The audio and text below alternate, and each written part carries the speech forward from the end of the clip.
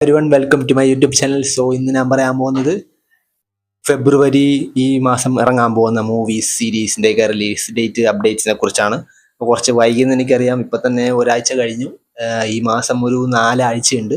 But ആദ്യത്തെ ആഴ്ച കഴിഞ്ഞു. എന്നാലും അതിൻ്റെ റിലീസ് ഡേറ്റുകൾ ഇറങ്ങിയതൊക്കെയാണെന്ന് പറയാതിരിക്കാൻ പറ്റില്ലല്ലോ. ഒരു മിനിറ്റ് ലിസ്റ്റ് നോക്കട്ടെ. കഴിഞ്ഞ ആഴ്ച 6-ാം തീയതിയാണ് ഏറ്റവും കൂടുതൽ സംഭവങ്ങൾ ഇറങ്ങിയത്. ആദ്യം തന്നെ ആശ എന്ന് പറഞ്ഞ പടം, ഇന്ദ്രൻ സേട്ടൻ്റെ.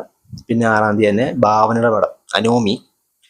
6-ാം തീയതി തന്നെ ആശംസകളായിരം ജയറാമേട്ടൻ കാളിദാസ്, പുള്ളിയുടെ കോമ്പിനേഷൻ പടം വന്നിട്ടുണ്ടായിരുന്നു. എന്തായി ആവും, ഇപ്പം ഇറങ്ങിയിട്ടുണ്ട്, ഞാൻ കണ്ടിട്ടില്ല.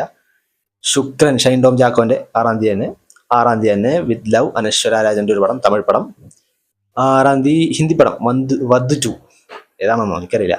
6-ാം തീയതി സ്ട്രേഞ്ചർ ചാപ്റ്റർ 3, സ്ട്രേഞ്ചർ തിങ്സ് അല്ല, സ്ട്രേഞ്ചർ ചാപ്റ്റർ 3 എന്ന് പറഞ്ഞ പടം ആവും. അതാണ് ആദ്യത്തെ ആഴ്ചയിലുള്ളത്. രണ്ടാമത്തെ ആഴ്ചയിൽ എന്തൊക്കെയാണെന്ന് വെച്ചാൽ 12-ാം തീയതി ജനനായകൻ വന്നുണ്ട്, വന്നാൽ മതി. 12-ാം തീയതി LIK പ്രദീപ് രംഗനാഥൻ്റെ, പുള്ളിക്കാരൻ്റെ എന്തായാവും ലിസ്റ്റ്.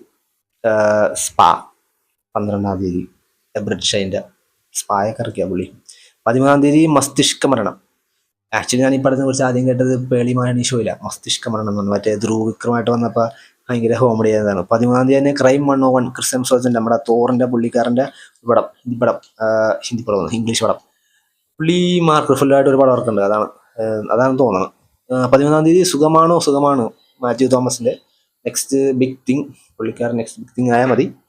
13-ാം തീയതി വുതറിങ് ഹൈറ്റ്സ്, ഭയങ്കര കോൺട്രവേഴ്സി അല്ല, ചെറുതായിട്ടൊരു സ്റ്റീമി പടം സീനുകളൊക്കെ ഉണ്ട്. അതൊക്കെ ഭയങ്കര കുറച്ച് ഇതായതാണ്. വുതറിങ് ഹൈറ്റ്സ് ഒരു ഇംഗ്ലീഷ് പടമാണ്. 13-ാം തീയതി ലവ് മീ, അതൊരു ഇംഗ്ലീഷ് പടം, പക്ഷേ പ്രൈം വീഡിയോയിലാണ്, തിയേറ്റർ റിലീസല്ല. 13-ാം തീയതി തന്നെ ഓ റോമിയോ, ഷാഹിദ് കപൂറിൻ്റെ പടം, ഒരു ഹിന്ദി പടമാണ്. അതിൻ്റെ ഒരു പാട്ടൊക്കെ ഞാൻ ഇഷ്ടപ്പെട്ടാണ് ഇൻസ്റ്റാഗ്രാമിൽ കണ്ടിട്ടുണ്ടായിരുന്നു, അത് കൊള്ളായിരുന്നു. പിന്നെ 3-ാം ആഴ്ചയിലൊന്നുമില്ല. അവസാനത്തെ ആഴ്ച 4-ാമത്തെ ആഴ്ചയിലാണ് ഇനി നമ്മുടെ മെയിൻ സാധനങ്ങൾ ഇറങ്ങാൻ പോകുന്നത്. എനിക്ക് ഏറ്റവും കൂടുതൽ എക്സൈറ്റ്മെൻ്റ് ഉള്ള സാധനങ്ങളൊക്കെ അവിടെ നിന്ന് ഇറങ്ങുന്നത്. 25-ാം തീയതി ദ ബ്ലഫ്, പ്രിയങ്ക ചോപ്രയുടെ ആമസോൺ പ്രൈമിൽ ഓൺലൈൻ റിലീസ് ചെയ്യുന്ന പടം. അതെങ്കിലും ഇഷ്ടപ്പെട്ട് പുള്ളിക്കാരി ഹോളിവുഡിൽ നിന്ന് പിടിച്ചടക്കിയാലോ, നമുക്ക് വാരണാസിയിലൊന്ന് പൊളിക്കാൻ. ഇനി 27-ാം തീയതി സ്ക്രീം 7, അതാണ് ഞാൻ ഏറ്റവും ഉറ്റുനോക്കുന്നത്. ഞാൻ ഏറ്റവും കൂടുതൽ എക്സൈറ്റ്മെൻ്റ് ഉള്ള എൻ്റെ പടം. ആ ഒരു ഫ്രാഞ്ചൈസ് എനിക്ക് ഭയങ്കര ഇഷ്ടമാണ്. അപ്പോൾ